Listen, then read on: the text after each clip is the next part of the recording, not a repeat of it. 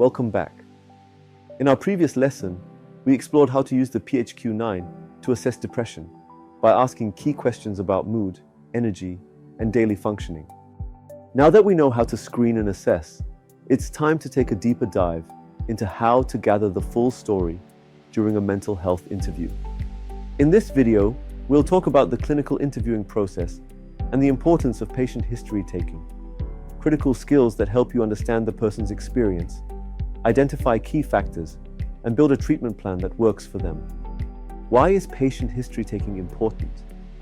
When someone comes to you with symptoms of depression, it's important to understand not just what they're feeling now, but what has brought them to this point. A thorough history-taking process helps you identify underlying causes, whether it's past trauma, ongoing stress, or physical health issues, and develop a more personalized, effective treatment plan. It's not just about asking questions. It's about creating a space for the person to share their story, building trust, and understanding their unique circumstances. How to conduct a clinical interview. A good clinical interview is structured, but it's also flexible and empathetic. Here's a simple approach to help guide your conversations. 1. Building rapport and trust. Before diving into detailed questions, take time to establish a safe space. Start with simple, open-ended questions to make the person feel comfortable. How are you feeling today? What brought you here today? Make eye contact, listen attentively, and offer a calm, welcoming presence. People are more likely to share openly when they feel respected and understood. 2. Start with the presenting problem. Once you've established rapport, focus on the main issue that brought the person to you. Ask them to describe. Can you tell me more about what's been going on? When did you first notice these feelings? What seems to make it better or worse? Encourage them to talk about the specific symptoms they are experiencing, whether it's mood, energy, sleep, appetite, or physical symptoms like headaches or fatigue. 3. Explore the personal and family history. Understanding the context of a person's mental health starts with exploring their personal and family history. Ask about past mental health. Have you experienced similar feelings or symptoms in the past? Family history of depression or mental illness. Does anyone in your family have a history of mental health conditions? This helps you identify patterns that may suggest a genetic or familial predisposition to depression. 4. Ask about life stresses and trauma. Sometimes, depression is a response to stressful life events, such as the loss of a loved one, job difficulties, or financial struggles. It's essential to understand the person's current life stresses and past traumas, as these may be contributing to their condition. You can ask, have there been any major changes in your life recently? Has anything in your past been particularly difficult for you to cope with? Do you feel there's something in your life that's affecting your mental health right now? Remember, some people may find it difficult to talk about trauma, so give them time and space to share without pressure. 5. Inquire about physical health and medication.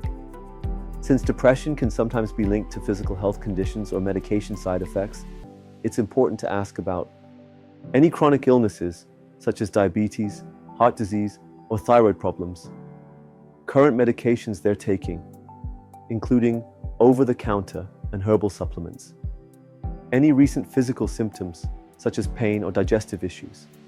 You might ask, are you currently taking any medications for other health problems? Have you noticed any physical symptoms along with your depression? Some physical conditions can exacerbate mental health symptoms and vice versa. Let's pause for reflection. When you think about someone who might be experiencing depression, what kind of questions would you ask to better understand their situation? How might you make them feel comfortable enough to share their story?